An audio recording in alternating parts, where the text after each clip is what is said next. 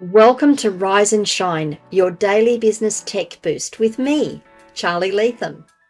If you're a small business owner looking to simplify technology and get real, actionable advice from someone with 35 years of IT experience, you're in the right place. Every episode, I'll dive into tools and systems like email, CRM, marketing and tracking, and I'll break them down into bite-sized tips you can use straight away. Your time is valuable, so let's get straight to the point. It's time to work smarter, not harder. Rise and shine. Eat your dose of business tech inspiration with me, Charly Leetham, episode number 612. And we are going to be talking about the appeal of free email accounts and free business email accounts, and talk about whether they really save you money or not. So free always sounds good, doesn't it? Especially when you're running a business on a tight budget, you're a startup, free business email accounts are just tempting.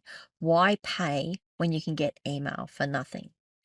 The real question, however, is do they actually save you money in the long run, or could they cost you more than you realize? So let's break this down. Now, I have spoken about this topic previously. I will probably talk about it again. It's always good to go back and revisit and consider whether things have changed or whether things are still the same. So let's have a look. What is the appeal of a free business email account?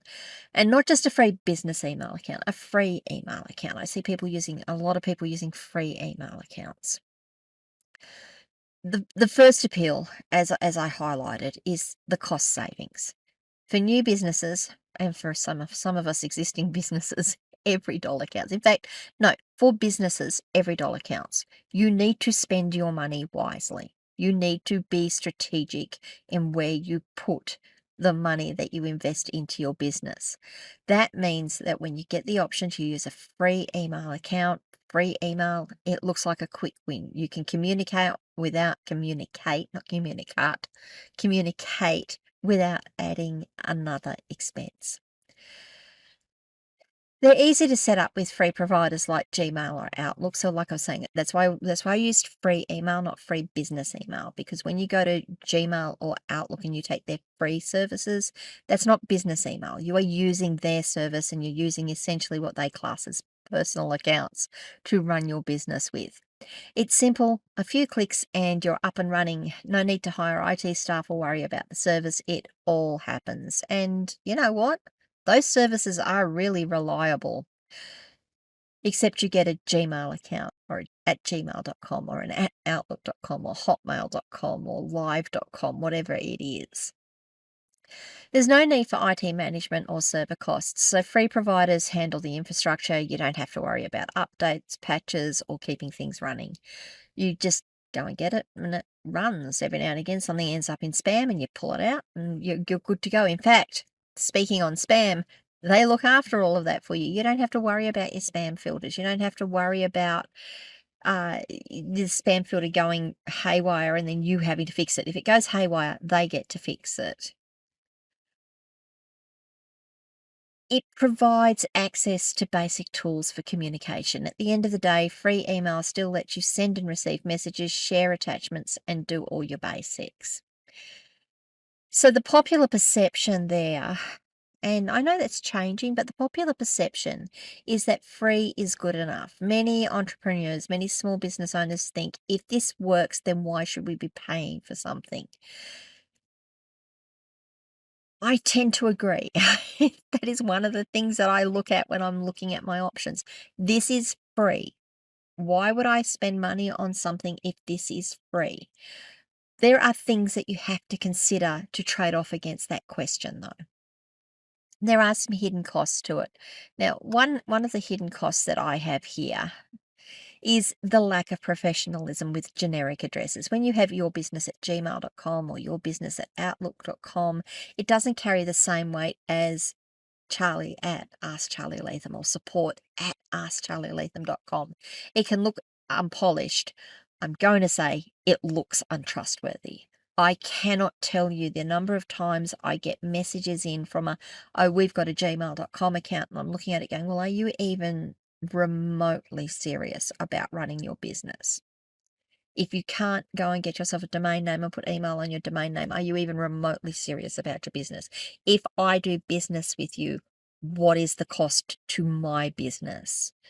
Are you are you a scammer? I just don't know. You just don't know. And you've all seen it. You've all seen the things come in from at gmail.com. Get your free SEO report, get this, get that. And then all of a sudden they're taking you for hundreds and hundreds of dollars and they disappear. They're on a gmail.com account. They disappear.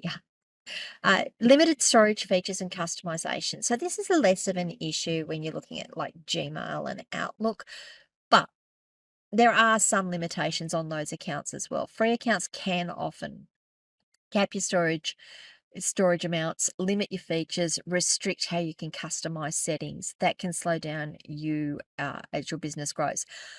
I'll see if I cover it in this list and I might just add it in at the end. Security risks and weak data privacy controls. Some of these services aren't designed with business security in mind. Your data could be vulnerable to hacks and phishing attacks. We have seen how many free accounts are compromised because someone hasn't set up two-factor authentication or their emails and their details have ended up out on the dark web and their accounts have been hacked. It's tracking and third-party data usage. Okay, this is a big one. With the free accounts, they inject ads into your email. So when you go into your inbox, there's an ad sitting there. In the form of an email, it's sitting there as an ad. It can be annoying.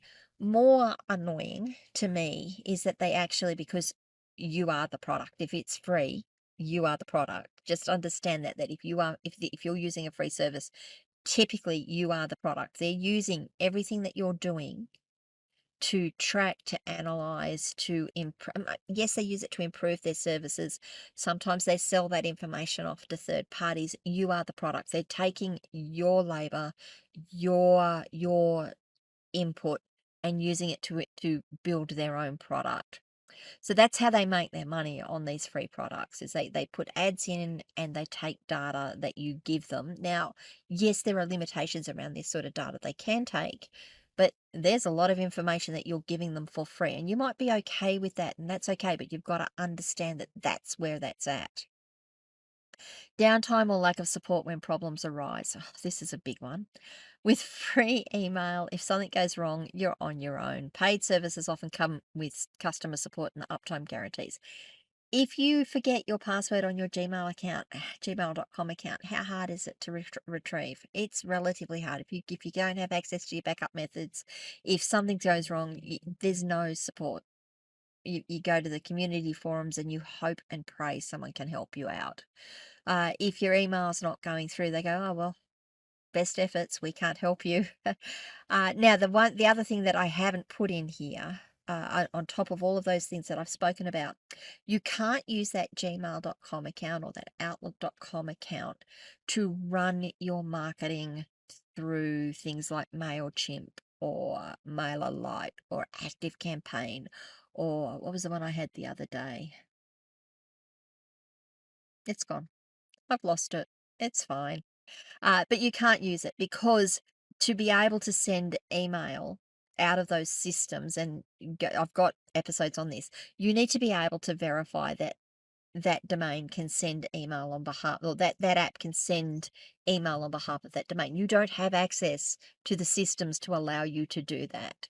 So using a free email account really, really bites you hard on that one. And I had a client the other day that I was actually assisting resolve that, and we resolved it really, really quickly, for honestly, for very little money. And they've got this amazing system now that they're loving because they've got all these extra features that they didn't realize they would get when they took a paid business email account. So why is it often worth it? So I've already covered some of this stuff off. Custom domain name builds trust and credibility. Having a professional domain in your email address shows clients and partners that you take your business seriously. I can't stress that enough. I really can't. If you are, and yeah, it shows that you're proud of your business. It's so important to me. It's so important. It's part of that branding. It's part of that credentialing that we do as business owners. Enhanced security features like encryption and spam filtering. So some of the paid solutions have better options for those. They keep your business data safer. They reduce risks of costly breaches. They allow you to set your own security policies so that you can have one user using this security policy and another user is a bit different using this security policy. They often allow you to have things like disable the account on the device. So if the device gets lost, you can just shut it down. It will take all the data off of the device. So if it's been stolen, they can't get access to your systems. You can restrict who can have access to those accounts based on the devices. You have to authorize the devices to your business account as well.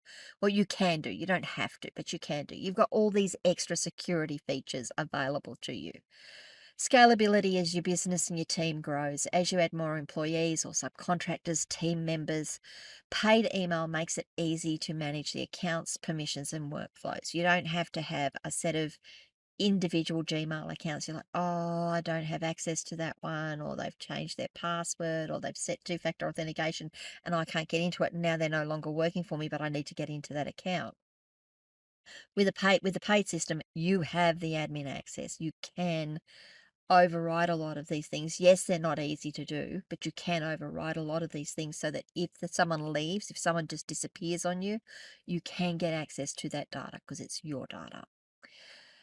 Integration with productivity tools and workflows. So paid email, like I said, it ties into things like your email marketing, your bulk email marketing.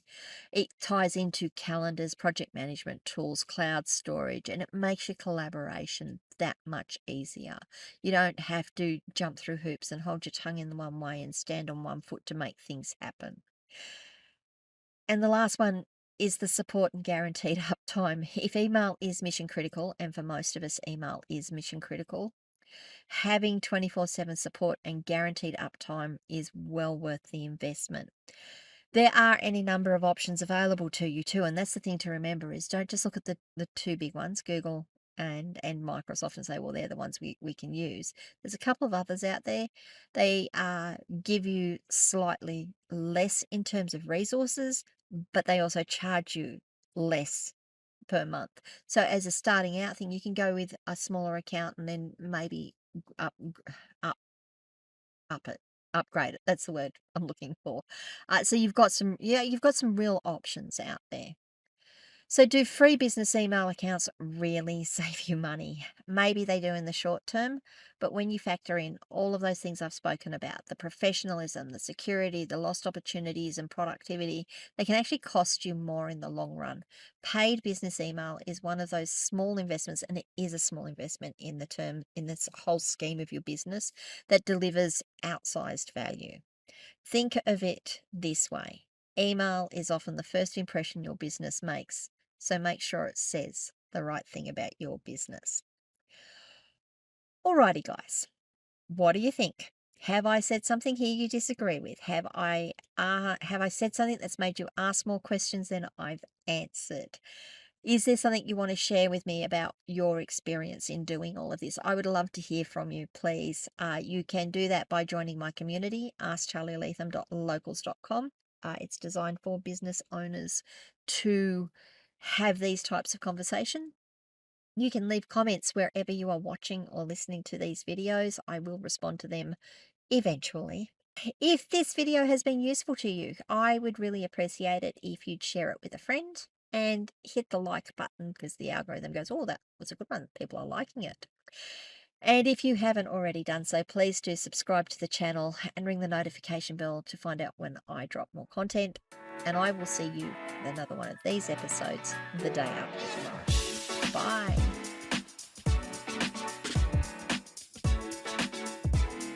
Hey there, thanks so much for tuning in to Rise and Shine, your daily business tech boost. I hope today's episode gave you some actionable insights that will make your business tech work smarter for you. If you found value, be sure to subscribe, leave a review, and share it with other small business owners who could use a daily boost. For more tips, tools, and resources, visit www.askcharlyleetham.com. Until next time, keep rising, keep shining, and let's make tech simple together.